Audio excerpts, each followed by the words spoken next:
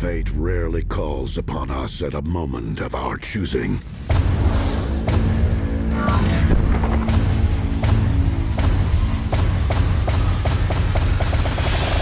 Hello, I'm Nat, he's Matt, and we've got your geek news right here. And this week, it's a review of Michael Bay's Transformers sequel. Being a sequel to a film that was such a blockbuster, yet such a disappointment to fans of the original Transformers series, there's a lot more pressure for this one to perform at the box office than to be faithful to the source material. Which sounds like the perfect storm for creating a complete piece of summer movie bubblegum blockbuster garbage devoid of any story, character, semblance to the cartoon that was so close to my generation's heart. Exactly, which is why we were also damn surprised by how much we loved all 150 long minutes of Transformers Revenge of the Fallen. Yes, that's right.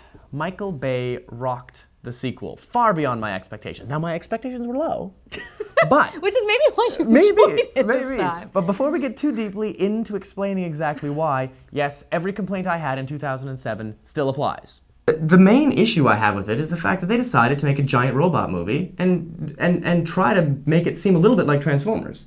Well, they wrecked everything that made the show so you're saying you didn't great. Enjoy it? However, those wounds have healed, and it seems like Michael Bay either listened to fans or came to his senses, because this new installment absolutely rocked. Wow, you actually said rocked. It rocked, eh? It rocked. I enjoyed the crap out of it for 150 minutes. Impressive. Well, let's break this seemingly impossible statement down into the human characters, the Transformer characters, and most importantly, the story. Hey, beautiful. Made you a long-distance relationship kit. I got your webcam so we can chat 24/7. Sounds cute. I can't wait. Okay, I can't stress enough that cutting back the number of humans made this a far better Transformers film than the last one. We had all the best humans from the first back, like Sam and his folks. His folks were so freaking funny. Michaela. Okay, Shia was on. As always, he was so entertaining, and Megan Fox was hot, as always, but definitely killed the pacing. But that was totally made up by the return of our favorite S7 agent. Oh my god! I love John Turturro. He's so goddamn funny. He's phenomenal in this. And his thong scene was just so unexpected and bizarre and funny. Oh my god, absolutely. Like old man ass, like come on! Yeah. And as absurd and useless as it is to have a bunch of fragile little humans on a Decepticon killing team like Nest, even the military humans weren't that bad this time No, they around. were endearing. Tyrese was great, I thought. He was just like that angry black dude that wanted to kick that politician's ass. Yeah. Loved him, loved him. They were much more endearing this time I know. around. And then, you know, in college, you have the college characters. Yep. His roommate was so funny. This like completely, you know, I wouldn't say paranoid, but conspiracy theory, crazy roommate. And the great thing about his character is that he comes along on enough of a trip that you really realize how courageous Shia's character is. Oh, yeah. Because this roommate character is just scared out of his mind, which worked out really well. Like, and although Shia's screaming scene was amazing. When this happens, if you've seen the movie or not, we're going spoiler free at first here, but if you've seen the movie, wow. That screaming scene was hilarious. I couldn't believe the register he hit. I know, and it was how unbelievable. Yeah, for sure. Well, let's get down to the characters that really matter in a Transformer film, shall we?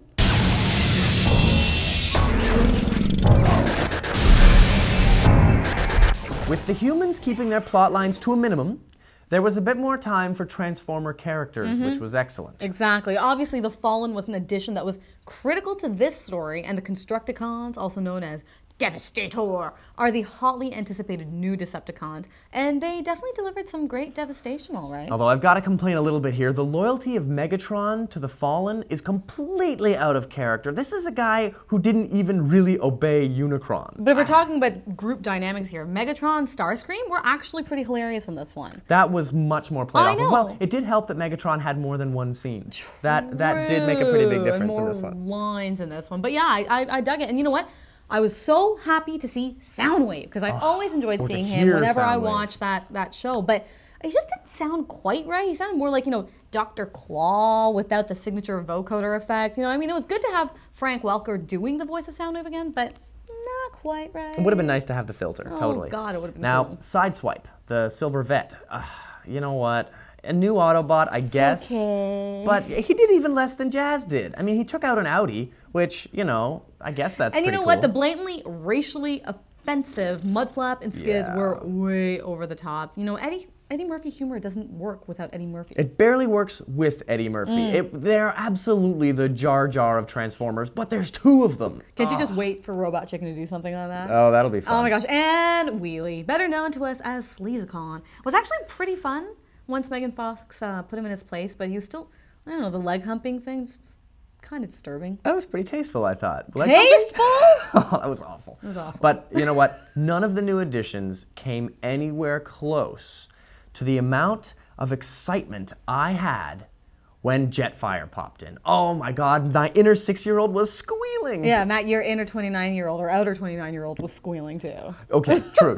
But let's get down to the story because really that's where the goods were on this one. Archaeologists found these unexplained markings in ancient ruins all over the world. They gotta mean something, like a message or like a map. Okay. College scenes. The girl. The Pretender. PretenderCon! Sorry. Yeah, you know what?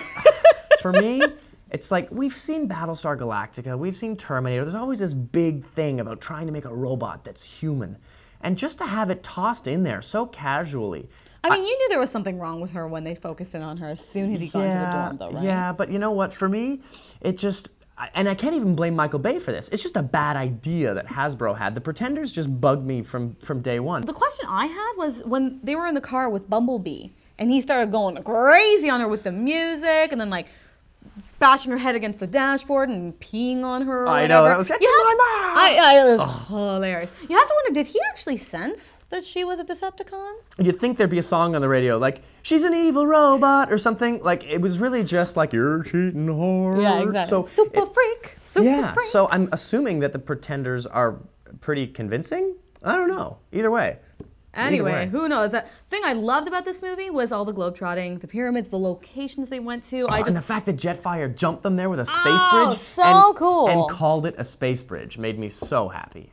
Again, 29-year-old outer shell of Matt squealing through the whole thing. Anyway, Petra, gorgeous. I love that they took advantage of the giant doors. Yes, it works very nice with movies. Now, the pyramids. For me, it would have been nice if the Battle of the Primes, the whole idea that the only thing that could take down the Fallen was another Prime or the descendant of the Prime, to me, it really just looked like two big robots fighting. And it would have been cool. And this isn't even ragging against Transformers. This isn't ragging against anything but poor storytelling. But it would have been nice if there was some point where Optimus opened his chest, grabbed something that only a Prime would have, and used that to shut down another Prime. Like, that was the only thing that bothered me. I guess that was one of those things where, like, someone as a non-Transformers follower... You could just assume it's part of the legend. Well, yeah, it's just part of the legend, but no, I guess... it wasn't. It was really just thrown in there as alien logic. And it's like, okay, the Fallen said at the beginning, which means it must be true. But, you know, I feel like Ironhide and Prowl could have, you know, you could have just thrown a bunch of guys in there and just taken down the Fallen. There was no reason that it had to be Optimus. But Primes are special. Well, I don't know they're why pretty they're special. They're definitely special. And once Jetfire threw his parts, the spark of combination that happened, as soon as that happened, I mean, all of a sudden it was it was a souped up Optimus. It was Jet Optimus from the original, which was really, really cool. But, you know, it made me feel like that's what took down the Fallen, not the fact that he was a Prime. That's very interesting. That was a bit of a shame. And I've got to say, the Matrix of Leadership had better be in the third one. If not, that was so mishandled because nothing about that was the Matrix of Leadership in the cartoon. But they used the name, and as soon as they mentioned it, Matt was like, I squealed. Yeah. He squealed again. So he squealed. But my problem with it was that it didn't do anything. I mean, they jammed it into him, and then all of a sudden it was yoinked away by the Fallen, and then it was just put in a pyramid. So luckily it hasn't been destroyed. It's still there. Hopefully we can do something with it because there was such reverence for that in the original. And, you know, even the camera shots in the animated versions were so gorgeous, so into this. This is the essence of Primus. And to have it just be the key to an exploding thing, to a base-plosion! Base-plosion! Blum, blum! To collect energy, though. Yeah, it was to just create kind of, life. But from one place, it was just a little bit, it was a little bit weak for me. So I'm really hoping that in the third one, it's there. I'm really hoping it's in the third one. Okay, well, you know what? This is our take on the second installment in the Transformers franchise. Hope you enjoyed it. And you know what? If this is any indication, they're getting better. I'm looking forward to the third one. I am. Who knows what's going to happen? And really, we want to know what you think. So hit us up on yourgeeknews.com and leave us a comment. Absolutely. People definitely know more than us. So tell us what you think. Please tell us.